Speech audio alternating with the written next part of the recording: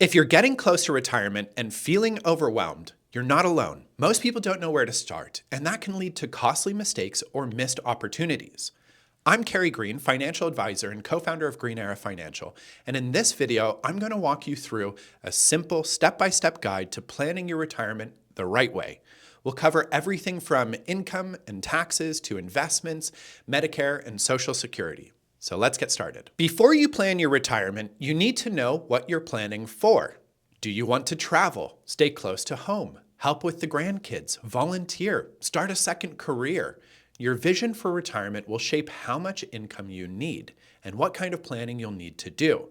So the very first step is getting really clear on what retirement looks like for you. Once you've got a really clear vision, now it's time to put some numbers behind it.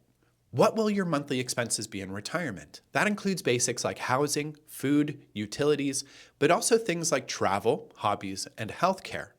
Now, many people find that their retirement expenses are about 70% to 80% of their pre-retirement spending.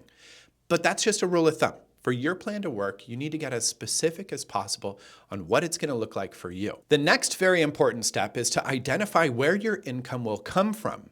So this could include Social Security, pensions, annuities, rental income, part-time work, consulting, and of course, withdrawals from retirement savings accounts like 401ks, IRAs, or Roth accounts. Knowing what income is guaranteed versus what depends on the market helps determine how much risk you can afford to take with your investments. Now, once you know your expenses and your income sources, the next step is figuring out how to take money from your accounts. It's called a withdrawal plan. Which accounts do you withdraw from first? Taxable, traditional IRA, or Roth? How much do you take? How do you minimize taxes and avoid penalties? These are all things that are key to work out. This is where a lot of people make costly mistakes. A well-planned withdrawal strategy can save you tens of thousands of dollars over time. Now, I have several videos recently posted on this platform on this topic that would be helpful to check out if you'd like. The next thing to consider is whether or not you should take Social Security at 62, 65, 67, or even 70. The difference could mean hundreds of thousands of dollars over your lifetime. Now, the right answer depends on your health, your income needs, your spouse's benefit, and your overall retirement plan. And again, I have plenty of videos on this topic here on this platform to help you to make this decision. It's very important.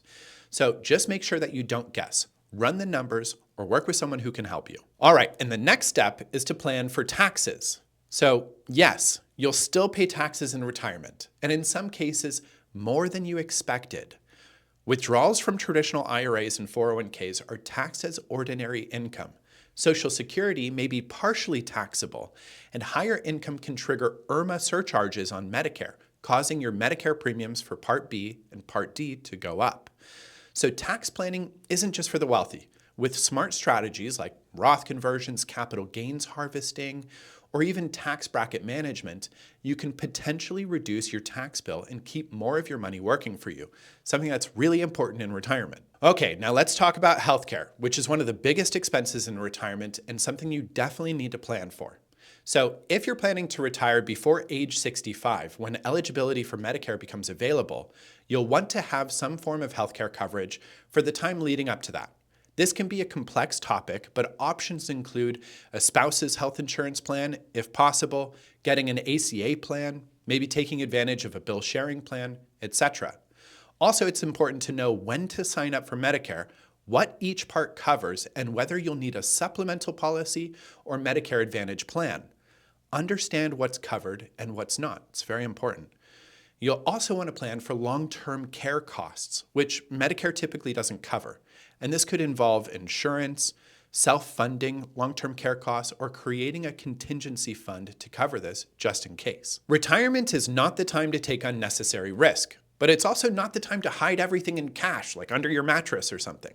So make sure your investment strategy matches your income needs, time horizon, and risk tolerance. That might mean shifting toward more income-focused investments or creating buckets for short, mid, and long-term goals. Asset allocation, diversification, and rebalancing all still matter, even in retirement. In fact, they likely matter more. There's a tremendous amount that goes into building, monitoring, rebalancing, and maintaining a truly great portfolio that's customized to you, your goals, and your situation. So this comes down to either learning how to do all of this yourself or potentially hiring a licensed financial advisor to help you with all of this.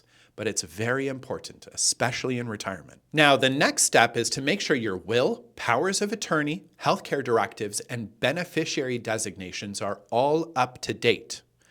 Your estate plan isn't just about what happens when you pass away. It's also about protecting you and your family while you're still alive.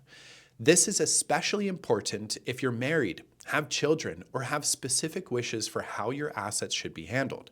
But it's a very important thing to do. And lastly, retirement planning is not a one-time event. Your needs, goals, market conditions, and even the tax laws will change over time. So plan to review your retirement plan every year, or more often if there's a major life change.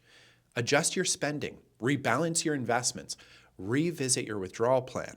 Staying flexible and proactive is one of the best ways to stay on track. So there you have it, 10 essential steps to building a successful retirement plan. If that felt like a lot, don't worry, you don't have to do it all at once, and you don't have to do it alone.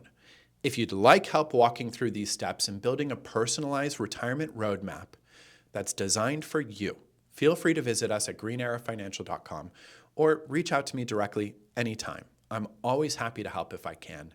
Thanks for watching, and I'll see you next time.